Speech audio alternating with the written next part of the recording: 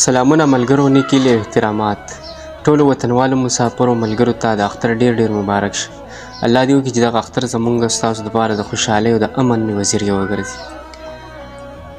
په دغه اختر کې د ځان سره هغه یتیمانان، ماشومان، غریبانان خلک هم وخندوئ کوم چې په کلونو باندې د خپل پلار د نوم نه او د مخ نه پناه دي. ملګرو، دغه نوی نظم تاسو ټولو ته ډالۍ. د نظم عنوان دی د اختر ورځ. زه چې جومات ته د اختر په ورځ مانځنه لاړم، په خپلو تلو باندې خپیمانه وم چې سله لاړم. ځان ته کتل مې د احساس په آینه کې اشنا، د اختر ورځ و د جومات په دروازه کې اشنا.